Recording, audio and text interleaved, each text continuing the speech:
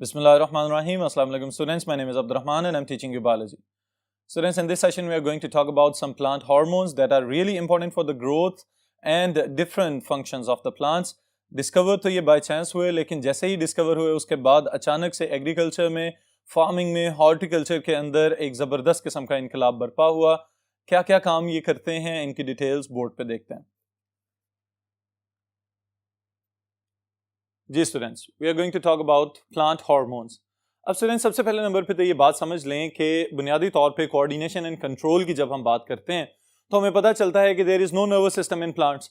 लेकिन nervous system ना होने के बावजूद पौधों ने अपने कोऑर्डिनेशन के लिए केमिकल्स को रिस्पॉन्सिबल बना लिया हुआ है, and these chemicals are known as the growth regulators. और चूंकि प्लांट ग्रोथ रेगुलेटर्स हैं तो इनको हम पीजीआर्स भी कह सकते हैं। They include the auxins, gibberellins, cytokinins और फिर उसके बाद onward abscisic acid and ethene जो आपके सिलेबस में शामिल हैं। इसके अलावा भी डिफरेंट ग्रुप्स हैं प्लांट हार्मोन्स के, लेकिन हमारा मेन फोकस इनके ऊपर ही रहेगा। क्या क्या फंक्शंस परफॉर्म करते हैं ये प्लांट्स के अंदर, इनको वन बाय वन देखते हैं। जी स्टूडेंट्स, सबसे पहले हम डिस्कस करने जा रहे हैं ऑक्सिन्स, द लीडर्स। अब ये जो ऑक्सिन्स हैं स्टूडेंट्स, ये बुनियादी तौर पे प्लांट्स के बहुत सारे इंपॉर्टेंट फंक्शंस को रेगुलेट कर रहे हैं और कंट्रोल कर रहे हैं। ऑलराइट, डिस्कवरी इनकी एपिकल मेरिस्टेम से हुई, लेकिन डिस्कवरी के बाद एक नया बाब शुरू हुआ कि हम इनको किस तरह से खुद से सिंथेसाइज कर सकते हैं, किस तरह से ऑलरेडी एक्टिवेटेड ऑक्सिन्स को अप्लाई कर सकते हैं प्लांट्स के ऊपर और ग्रोथ में इजाफा कर सकते हैं। तो क्या क्या काम ये परफॉर्म कर रहे हैं। सबसे पहले स्टूडेंट्स इनकी डिफरेंट टाइप्स देखते हैं हम। IAA stands for indole acidic acid, फिर उसके बाद 2,4-D जिसे हम 2,4-डाइफेनॉक्सी एसिडिक एसिड कहते हैं। इसी तरह 2,4,5-T यानी कि 2,4,5-ट्राइफेनॉक्सी एसिडिक एसिड भी इसको कह सकते हैं। Then is indole propionic acid and naphthalene acidic acid. तो ये मुख्तलिफ कल्टीवास, मुख्तलिफ स्ट्रेन्स हैं बुनियादी तौर पे जो ऑक्सिन्स के हमने खुद से भी सिंथेसाइज किए और आजकल मार्केट में ये बने बनाए मिल भी जाते हैं कि अगर आपको गार्डनिंग का शौक है तो आप भी ऑक्सिन्स को अपने लिए, अपने पौधों के लिए इस्तेमाल कर सकते हैं।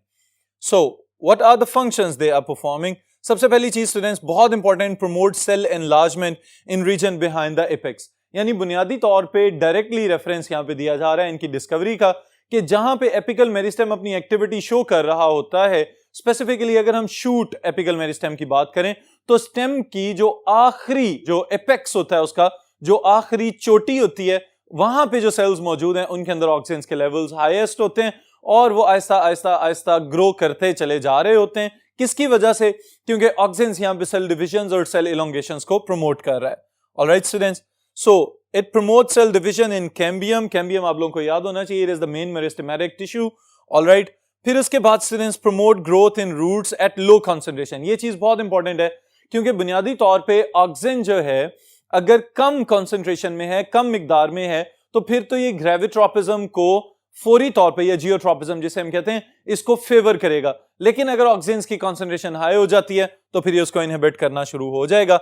Inhibit growth at high concentration in roots. So promote growth of roots from calluses and cuttings. ये एक इंपॉर्टेंट चीज, अगेन वही बात कि अगर आपको खुद से गार्डनिंग का शौक है और आप चाह रहे हैं कि आप पौधों की वेजिटेटिव प्रोपगेशन करें, तो आप सिंपल कटिंग्स लेके जिनके पास बर्ड्स या मेरिस्टेमेटिक टिश्यूज मौजूद हैं उनको ऑक्सिन्स में डिप करें और उसके बाद फेवरेबल सबस्ट्रेटम के अंदर उनको लगा दें, तो आहिस्ता आहिस्ता उनमें से रूट्स इनिशिएट होना शुरू हो जाएंगी, जड़ें निकलेंगी और थोड़े अरसे के बाद आपका एक नया पौधा पैदा हो जाएगा। Alright students, calluses are again the outgrown buds, alright, जो कि खुद से ग्रो करते चले जा रहे हैं। Then promote bud initiation in shoots. ये वाली चीज स्टूडेंट्स काबिल गौर है इस लिहाज से कि जब हम आलूओं की बात करते हैं, आलू बुनियादी तौर पे क्या है? It is a tuber but it is also the underground stem. तो बुनियादी तौर पे स्टेम्स के ऊपर जो बर्ड्स वगैरह बन रहे होते हैं, उन बर्ड्स के बनने के अमल को ऑक्सिन स्लो डाउन करते हैं, क्योंकि ऑक्सिन्स एक मैकेनिज्म को फेवर कर रहे होते हैं जिसे हम कहते हैं एपिकल डोमिनेंस। यानी कि कोई भी शाख जो मेन तना है किसी भी पौधे का, जो ऊपर की जानिब को ग्रो कर रहा है अगर, तो ऑक्सिन ऊपर वाली ग्रोथ को ज्यादा फेवर करेगा as compare to the lateral growth. अगर उसमें से और ज्यादा ब्रांचेस साइड्स पे निकलने की कोशिश कर रही हैं तो उस सूरत में क्या होगा? Auxins will inhibit that growth. Alright students, so that's why हम कहते हैं कि it is antagonist to cytokinins. Cytokinins बुनियादी तौर पे वो हार्मोन्स जो लेटरल बर्ड्स की ग्रोथ को प्रमोट करते हैं। तो ऑक्सिन्स, जैसे कि मैंने आगाज में कहा, चूंकि बुनियादी तौर पे प्राइमरी रेगुलेटर्स हैं, कंट्रोल कर रहे हैं इस चीज को, तो ये साइटोकाइनिन्स को फौरी तौर पे जाके इनहिबिट कर देंगे। Alright students, promote apical dominance and fruit growth, फलों की जो ग्रोथ है, फलों का बढ़ना, फलना फूलना, बुनियादी तौर पे भी ऑक्सीजेंस के अंडर कंट्रोल चल रहा होता है। Sometimes induce parthenocarpy. Parthenocarpy students आपको डिफाइन कर देता हूं मैं कि बुनियादी तौर पे विदाउट फर्टिलाइजेशन अगर किसी भी पौधे के अंदर फल पैदा करने की सलाहियत पैदा हो चुकी है तो that condition is known as parthenocarpy. Parthenocarpic fruits जो हैं नॉर्मली हम सीडलेस फ्रूट्स के लिए वाली टर्म इस्तेमाल करते हैं, लेकिन यह भी मुमकिन है कि इस तरह के ओव्यूल्स भी पैदा हों जिनके अंदर इनएक्टिव या डॉर्मेंट किस्म के एम्ब्रियोज मौजूद हों। They are developed through parthenocarpy. Alright, then we can say cause delay in leaf senescence, यानी कि लीफ सेनेसेंस क्या है? मैच्योरिटी। जैसे जैसे पत्ता बड़ा होता चला जाता है तो आपने एक चीज आमतौर पे ऑब्जर्व की होगी कि जब कोई भी पत्ता नया पैदा होता है तो वो बहुत फ्रेश ग्रीन कलर का नजर आ रहा होता है, लेकिन जैसे जैसे वो पौधा बूढ़ा हो जाए और उसके पुराने पत्ते भी साथ साथ बूढ़े हो रहे हो तो उसके ऊपर डल ग्रीन या रफ किस्म के टेक्सचर्स आना शुरू हो जाते हैं। इस बुढ़ापे वाले अमल को हम कहते हैं this is known as leaf senescence. Alright students, फिर उसमें एक इंपॉर्टेंट चीज हम शामिल करें, that is inhibit abscission. Abscission बुनियादी तौर पे क्या होता है कि जैसे ही पौधा किसी स्ट्रेस से गुजर रहा हो या कोई सीजनल चेंज आ रही हो या फिर एक्सक्रीटोफोर्स वगैरह बनाने हो तो उस सूरत में पत्तों का झड़ जाना या फलों का गिर जाना, इस अमल को हम कहते हैं एब्सेशन। तो जहां पे ऑक्सीजेंस मौजूद होंगे वहां पे प्रीमेच्योर फ्रूट फॉल की कंडीशन हमें नजर नहीं आ सकती क्योंकि ऑक्सीजेंस एब्सेशन को इनहिबिट कर रहे होते हैं। ऑलराइट स्टूडेंट्स, फिर उसके बाद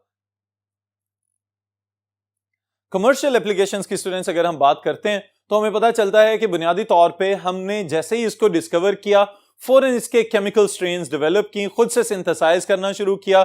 एक तो सस्ता और ज्यादा कारआमद भी बन गया।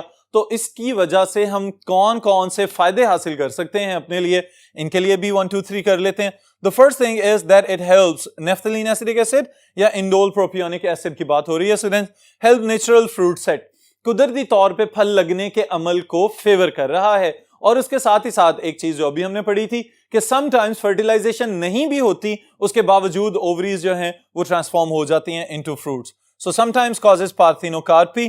2,4-D यानी 2,4-डाइफेनॉक्सी एसिडिक एसिड क्या कर रहा है यहाँ पे students? It acts as selective weed killer specially the broad leaved dicot plants, यानी कि बुनियादी तौर पे ये एक्सपेरिमेंट घास वगैरह की मुख्तलिफ स्पीशीज में किया गया कि पौधों को ग्रो करवाने के लिए जब उनको फर्टिलाइजर्स या मैन्योर वगैरह डाले गए तो पता चला कि वहां पे कुछ खुदरो जड़ी बूटियां उगना शुरू हो जाती हैं जिनके पत्ते ज्यादा चौड़े होते हैं। तो इसका मतलब ये है कि वो आपकी फसल वाले पौधों के हिस्से के न्यूट्रिएंट्स भी एब्जॉर्ब कर जाएंगे। तो अगर आप चाहते हैं कि ये वहां पे ग्रो ना करें तो वहां पे हम फौरी तौर पे 2,4-D का स्प्रे कर सकते हैं। Alright students, inhibit sprouting of potatoes. Again वही बात, चूंकि पोटैटोज में ये बर्ड्स या लिटरल बर्ड्स की ग्रोथ को इनहिबिट करता है तो इसका मतलब ये है कि आलूओं को अगर ज्यादा देर तक स्टोर करना है, ट्रांसपोर्टेशन के लिए इस्तेमाल करना है, या आप चाह रहे हैं कि वो ज्यादा देर फ्रेश रहें, उनके ऊपर बर्ड्स ग्रो ना करें, तो उसके लिए फिर auxins are the best solution. Alright students, retards abscission, prevent premature fruit drop. Again वही बात के बाज़ औक़ात ये भी खतरा होता है कि अगर कोई थोड़ी सी इरेगुलर क्लाइमेटिक चेंज नजर आ रही है या इंटरनल होम्योस्टैटिक बैलेंस डिस्टर्ब हुआ हुआ है प्लांट्स का, तो उसकी वजह से पौधे फौरी तौर पे कच्चे फलों को गिराना शुरू कर देते हैं। तो उस सूरत में भी अगर आप चाहें तो आप ऑक्सीजन स्प्रे कर सकते हैं अपने फ्रूट प्रोड्यूसिंग ट्रीज के ऊपर। उसकी वजह से एब्सेशन का प्रोसेस स्लो डाउन हो जाएगा और अगर आप चाहें तो आप खुद से अपनी मर्जी से भी बाद में फलों को पकड़ पकड़ के अलहदा से निकाल सकते हैं। Alright students, then is the second type of the plant hormones जो बुनियादी तौर पे असिस्टेंट्स हैं ऑक्सीजन के, they are known as gibberellins और जिब्रेलिक एसिड, या फिर एक और नाम इनका वर्नलिन्स के नाम से भी कमिंग चैप्टर में भी इंशाअल्लाह ताला इसको देखेंगे। जी स्टूडेंट्स, पहली चीज जो इसमें हम स्टडी करने जा रहे हैं about the function, it is almost similar to the auxins. और क्या कर रहे हैं ये? Promote cell enlargement in presence of auxin, यानी कि सेल्स के साइज में जो इजाफा हो रहा है। इसके लिए स्टूडेंट्स ये बात समझ लें कि बुनियादी तौर पे प्लांट का शूट या रूट एपेक्स जब भी ग्रो कर रहा होता है तो दे अंडरगो 4 फेजेस, उनके अंदर 4 किस्म के स्टेप्स चल रहे होते हैं। सबसे पहले सेल डिवीजन, फिर उसके बाद सेल एलोंगेशन, फिर उसके बाद मैच्योरेशन और अल्टीमेटली डिफरेंशिएशन, यानी कि सेल इन तमाम फेजेस से गुजरने के बाद अपने काम के लिए स्पेशलाइज होता है। तो इन कामों का आगाज हार्मोन्स ही कर रहे हैं। Promote cell division in meristem, apical and cambium. वही बात दोबारा से कि जिन सेल्स के पास एबिलिटी है मल्टीपल डिविजन्स की, उन सेल्स के अंदर सेल डिविजन्स और इलोंगेशंस को और मैच्योरेशंस को ये प्रमोट करते चले जाएंगे। उसके बाद स्टूडेंट्स एक बहुत इंपॉर्टेंट चीज आ रही है, that is promote bolting of some rosette plants. Rosette plants के लिए पहले नंबर पे तो ये समझ लें कि कुछ ऐसे पौधे भी हो सकते हैं कि जिनकी अपीयरेंस आपको गुलाब के फूल की तरह या उनके जो लीव्स हैं उनकी व्हर्ल्स नजर आना शुरू हो जाएं। टेक्निकली इसको अगर हम समझना चाहें तो बुनियादी तौर पे वो पौधे जिनके नोड्स के दरमियान इंटरनोड वाला स्पेस बहुत ही कम होता है उनको कहते हैं they are the rosette plants. लेकिन बोल्टिंग के अमल में क्या किया जा रहा है, दो ऑब्जर्वेशंस देखी गई स्टूडेंट्स यहां पे। वो क्या कि एक तो नोड टू नोड डिस्टेंस बढ़ जाता है, यानी मेन एक्सेस का जो डिस्टेंस है, जो इनकी ग्रोथ है वो ज्यादा हो जाती है, लेंथ बड़ी हो जाती है। फिर उसके बाद दूसरी चीज जो ऑब्जर्व की गई वो ये है कि मेन एक्सेस के ऊपर फौरन से फ्लावर्स पैदा कर दिए जाते हैं ताकि वो जल्दी से सीड्स पैदा करें और उसके बाद फिर पौधे की डेथ हो जाए। तो ये वाली जो चेंज आ रही है इसको हम कहते हैं बोल्टिंग। ऑलराइट स्टूडेंट्स, और बोल्टिंग को कौन प्रमोट कर रहा है? Gibberellins. So promote bud initiation in shoots of chrysanthemum callus. ये भी समझने से ताल्लुक रखता है, हमारे इर्द गिर्द बहुत सारी फेस्टिविटीज में एक पीले रंग का फूल इस्तेमाल होता है, बहुत सारे फ्लावर फेस्टिवल्स में भी आपको बहुत सारी इकसाम इसकी नजर आ सकती हैं। क्राइसैंथेमम इसको हम कहते हैं, इसके कैलस के ऊपर जो ग्रोथ चल रही है या बड को इनिशिएट करवाना फॉर द फ्लोरल प्रोडक्शन, बुनियादी तौर पे ये भी जिब्रेलिन्स रेगुलेट करवा रहे हैं। देन स्टूडेंट्स उसके बाद जो नेक्स्ट फंक्शन हमें यहां पे नजर आ रहा है, it is the promote leaf and fruit growth, यानी कि यहां पे जिब्रेलिन्स जो हैं ये ऑक्सीजन को असिस्ट कर रहे हैं। May induce parthenocarpy, the production of the fruit without fertilization is again promoted by the gibberellins too. Enhance action of auxins and apical dominance. Apical dominance अभी मैंने आपको बताया था, आसान तरीन अल्फाज में अगर इसको समझना चाहें तो हम इसको क्या कहेंगे? If the main axis is growing, the lateral buds will not show any type of growth. इसको हम कहते हैं apical dominance. बिल्कुल उसी तरह के अगर ट्यूबर की या आलू की हम बात करें तो आलू बजाते खुद चूंकि स्टेम है तो उसके ऊपर बर्ड्स को इनहिबिट कर देना, this is the promotion of apical dominance and inhibition of the lateral dominance. फिर इसके साथ ही साथ students break bud and seed dormancy, ये एक नई चीज हमें नजर आ रही है। बुनियादी तौर पे इस मैकेनिज्म को हम वर्नलाइजेशन भी कहते हैं, और vernalization is a specific technique जो नेचर में भी अप्लाई की गई कि लो टेम्परेचर के ऊपर जाके अगर प्लांट्स खुद से ही अपनी डोरमेंसी को खत्म करें due to the presence of a specific chemical initially known as vernalin, but nowadays इस चीज का हमें पता है कि ये बुनियादी तौर पे जिब्रेलिन का ही दूसरा नाम था। तो ये बड्स और सीड्स जब इनएक्टिव हो जाते हैं तो उनको स्प्राउट करवाने में, उनको फौरी तौर पे ग्रो करवाने में, जर्मिनेट करवाने में हेल्पफुल हो रहा है जिब्रेलिन। फिर उसके बाद students it may substitute the red light, बहुत इंपॉर्टेंट चीज है, promote flowering in long day plants. ये चीज स्टूडेंट्स इस वजह से काबिल गौर है कि बुनियादी तौर पे बहुत सारे पौधे जो हैं उनको क्लासिफाई किया जाता है अकॉर्डिंग टू द सीजन्स। जैसे अगर हम गर्मियों वाले पौधों की बात करते हैं तो they are known as long day plants, alright, क्योंकि गर्मियों में रोशनी का दौरानिया ज्यादा होता है और अंधेरे का दौरानिया कम होता है, तो the long day plants are actually short night plants. इसी तरह से जब हम सर्दियों की बात करते हैं तो वहां पे दिन का ड्यूरेशन कम हो जाता है और नाइट का ड्यूरेशन ज्यादा हो जाता है, तो उनको हम कहेंगे short day plants and long night plants. तो जो लॉन्ग डे प्लांट्स हैं उनको चूंकि रोशनी ज्यादा अवेलेबल है तो वो रेड लाइट की प्रेजेंस में फ्लावरिंग को प्रमोट करते हैं।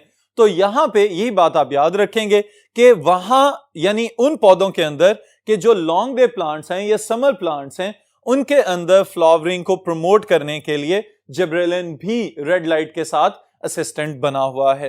Inhibit flowering in short day plants, obviously उसका एंटागोनिस्ट होगा, यानी सर्दियों वाले जो पौधे हैं उनके अंदर फ्लावरिंग को इनहिबिट करेगा। Cause delay in leaf senescence, ये भी पत्तों को मैच्योर नहीं होने देता, तो इसको हम अपनी होम गार्डनिंग या किचन गार्डनिंग के लिए इस्तेमाल कर सकते हैं कि अगर आप कोई इंडोर प्लांट इस तरह का उगाए हुए हैं कि जिसको आप ज्यादा देर के लिए फ्रेश रखना चाहते हैं, लेट्स से जैसे बोनसाई प्लांट्स, बहुत सारे छोटे छोटे कद के दरख्त नुमा पौधे होते हैं, इनको अगर आप ज्यादा देर के लिए फ्रेश रखना चाहते हैं और उनको पतझड़ से भी बचाना चाहते हैं तो you can spray gibberellins on them. Alright students, फिर कमर्शियल एप्लीकेशंस की अगर हम बात करें तो इंपॉर्टेंट एमसीक्यू स्टेटमेंट्स यहां पे आपके लिए मौजूद हैं। प्रमोट फ्रूट सेटिंग इन टेंजरीन्स, पियर्स, ऑलराइट, टेंजरीन्स जैसे माल्टे हैं सिट्रस फ्रूट की तरह लेकिन थोड़े से ज्यादा खट्टे या कड़वे हो सकते हैं, और नाशपाती, इनके अंदर फ्रूट सेटिंग को यानी फल लगने के अमल को तेज कर रहे हैं जिब्रेलिन्स। फिर उसके बाद students the second thing is use for growing seedless grapes, इसका मतलब क्या हुआ? पार्थिनोकार्पी की बात हो रही है। एंड इंक्रीज बेरी साइज, यानी कि मुख्तलिफ किस्म के बेरी प्रोड्यूसिंग प्लांट्स के अंदर जो फ्रूट है उसके साइज में इजाफा भी जिब्रेलिन्स करवा सकते हैं।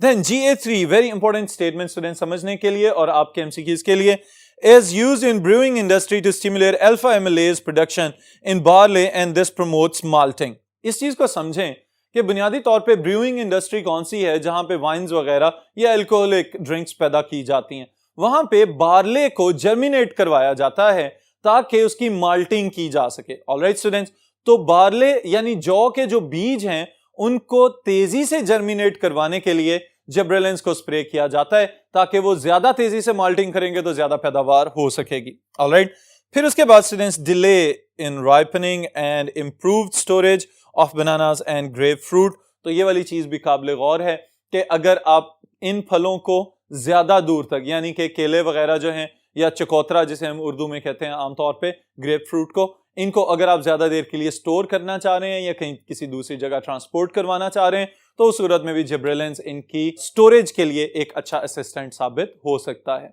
ऑलराइट स्टूडेंट्स, नेक्स्ट हार्मोन्स जो हैं उनको इंशाल्लाह ताला नेक्स्ट सेशन में देखेंगे।